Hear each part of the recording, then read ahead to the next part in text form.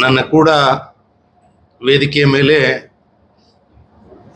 ನೇತಾಜಿ ಸುಭಾಷ್ ಚಂದ್ರ ಬೋಸ್ ಸಂಸ್ಥೆಯ ಎಲ್ಲ ನಿರ್ದೇಶಕರು,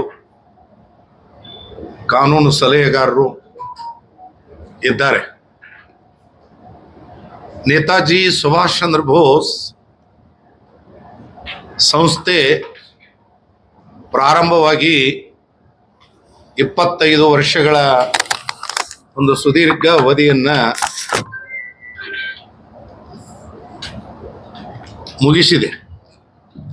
26ನೇ ವರ್ಷಕ್ಕೆ ಪಾದಾರ್ಪಣೆಯನ್ನು ಮಾಡಿದೆ.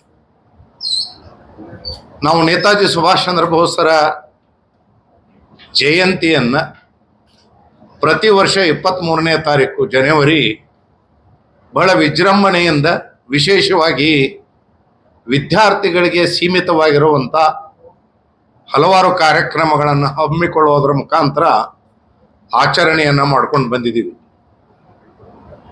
ನಮ್ಮ ಸಂಸ್ಥೆ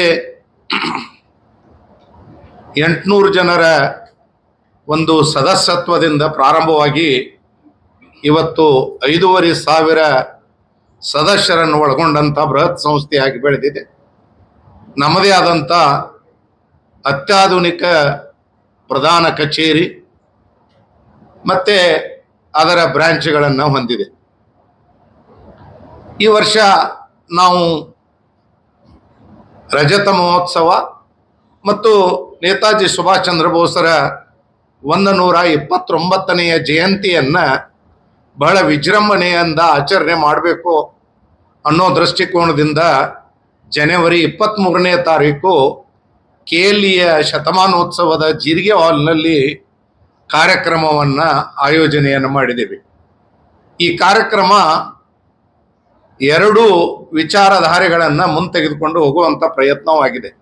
ಒಂದನೆಯದು, ನೇತಾಜಿಯವರ 129ನೇ ಜಯಂತಿ ಯಾವ ದಿನವನ್ನು ದೇಶ ಪರಾಕ್ರಮ ದಿವಸ, ಪರಾಕ್ರಮ ದಿನ ಅಂತ ಘೋಷಣೆ ಮಾಡಿದ್ದಾರೆ, ಆ ಒಂದು ಆಚರಣೆಯನ್ನು ಮೊದಲನೇ ಹಂತ ಮಾಡ್ತಾ ಇದ್ದೀವಿ.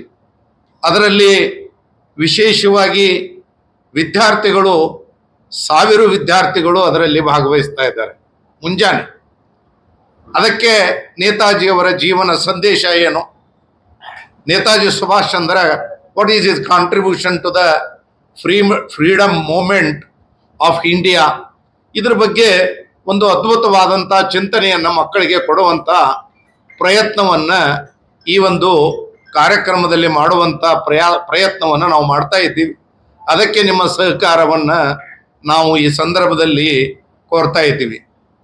ನೇತಾಜಿ ಸುಭಾಷ್ ಚಂದ್ರ ಬೋಸ್ ಅದೊಂದು ಹೆಸರೇ ಈ ದೇಶಕ್ಕೆ ಸ್ವಾತಂತ್ರ್ಯ ಸಂಗ್ರಾಮದಲ್ಲಿ ಸ್ಫೂರ್ತಿಯನ್ನು ಮತ್ತು ಯುವಕರಲ್ಲಿ ಕಿಚ್ಚನ್ನು ಹಚ್ಚಿದಂಥ ಒಂದು ದೇದಾಪ್ಯಮ್ಯವಾಗಿರುವಂಥ ಒಂದು ದೀಪ ಅದು.